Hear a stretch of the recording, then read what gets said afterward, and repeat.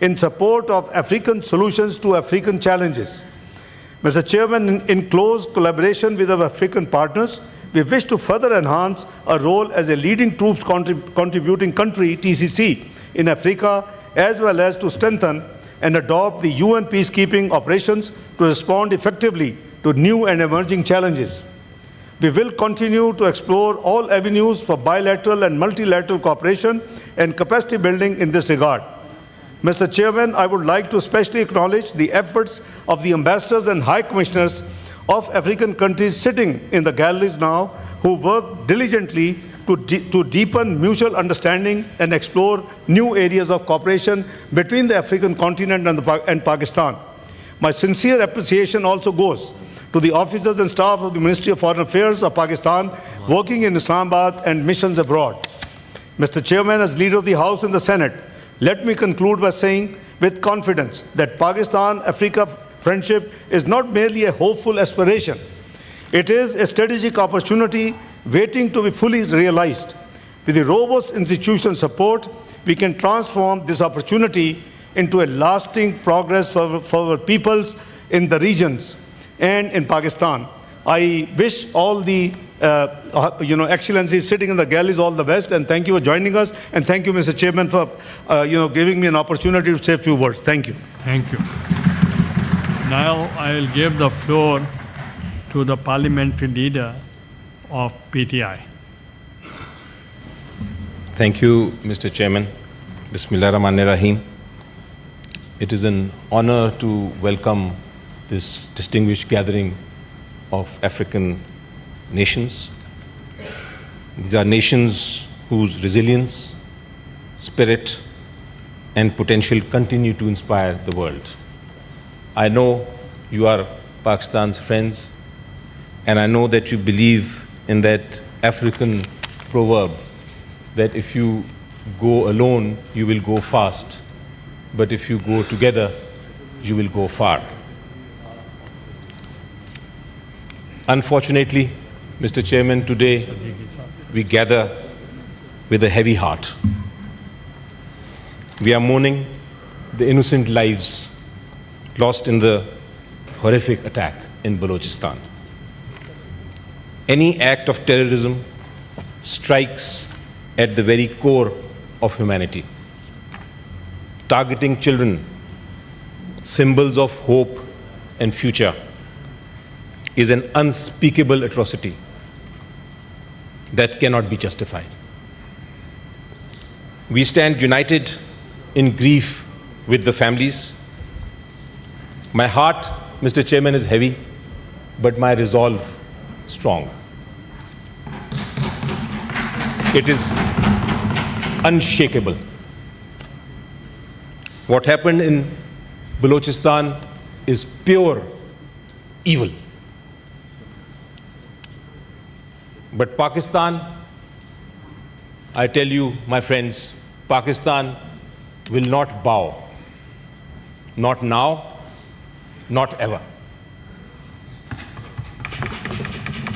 I say, and I call my government also to say, and I call the world and my African friends to also say, enough is enough. Terrorism, and for terrorists, there can be no mercy. Mr. Chairman, Africa is not just a continent of immense wealth. It is a continent of history, culture, youth, values. Please order in the House. It is a continent of history, culture, youth, values, innovation, and vision. And we share, Pakistanis and the African nations share common principles, Mr. Chairman. We have the courage to face adversity. We have the ability to write our own future with sovereignty, dignity, and unity. Pakistan saw a recent terrorist attack by a neighbor India. We saw a terrorist attack in the shadows of night. They came and they killed our innocent children. We, in self-defense, as a brave nation, gave them a befitting reply. We counterattacked. But as a responsible nation, I want to tell my friends, our counterattack was measured and proportionate. We did not target civilians. We are a compassionate nation that does not believe in war. We targeted their military operations. And we proved to the world that we are superior militarily, diplomatically, and morally.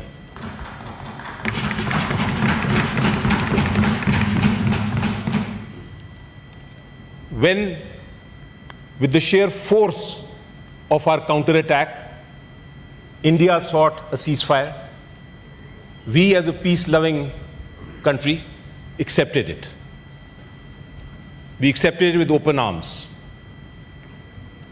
But what has happened yesterday will not be tolerated.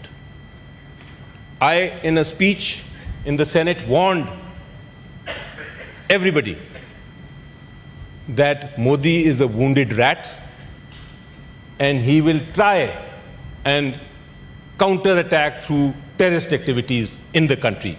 We have to be careful, we have to be prepared.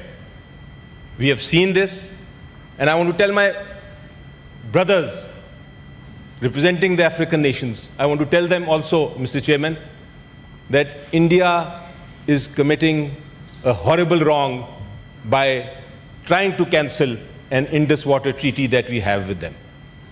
They are trying to starve us. They are trying to make sure that we don't get water by diverting our rivers. We will not tolerate them, and we need your support in that as well. Mr. Chairman, it was rightly pointed out by you just before in our meeting to the representatives that one of the major issues that we have to solve is the issue of Kashmir, according to law, according to the United Nations resolutions. Our African representatives understand that. I would suggest that we should have a separate meeting with them, since they're all here later, to discuss the Indus Water Treaty issue and also the issue of Kashmir. It is a great opportunity today to do that. Mr. Chairman, we stand, of course, with our neighbors, with our Africa is actually a continental neighbor of Asia. We stand with them shoulder to shoulder in their journey of prosperity. We, as partners, our journey is shared in cooperation. It is rooted in cooperation and strengthened by solidarity and driven by a collective commitment to build a future based on dignity, justice, and mutual respect. Today, we honor the enduring friendship between Pakistan and the nations of Africa, a friendship that has grown stronger with every passing year, one shaped by our shared vision for peace, prosperity, and progress. And may I remind you, Mr. Chairman, that this partnership is not built on lofty words only. It is grounded in our shared history, in our common values, and in a firm commitment to face our challenges together. Ladies and gentlemen, and I'd like the honorable senators to just note, it was with this spirit that in 2019, the Engage Africa policy was launched by Pakistan. It was during my government that we launched this policy, which marked a significant shift in our diplomatic priorities.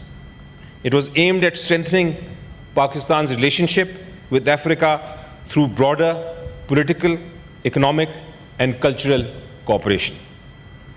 As part of that initiative, as already pointed out by the Honorable Leader of the House, Pakistan opened new diplomatic missions across the continent, expanding our presence and deepening our engagement.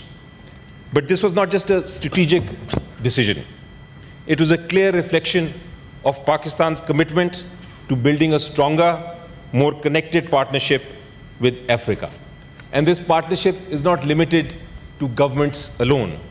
It is above all about people, the individuals who make up our societies, the human connections that bind us.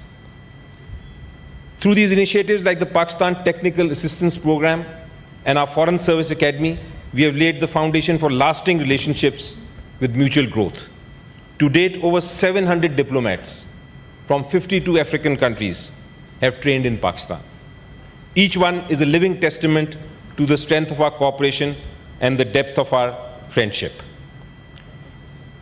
I propose a new initiative today. Today is an important day, so I am trying to propose a new initiative, and I know the Honorable Chairman actually is fond of new initiatives as well and undertakes them. I propose a Pakistan-Africa Cultural Festival, an annual celebration of our shared cultural heritage, a platform to showcase the richness of our music, our art, and our storytelling between the two nations. The bond between Africa and Pakistan is not just diplomatic. It is not only economical, it is cultural. And by celebrating our histories, our achievements, and our dreams together, we strengthen those bonds, build relationships that go beyond politics and trade. Nelson Mandela, like Imran Khan, is my ideal leader.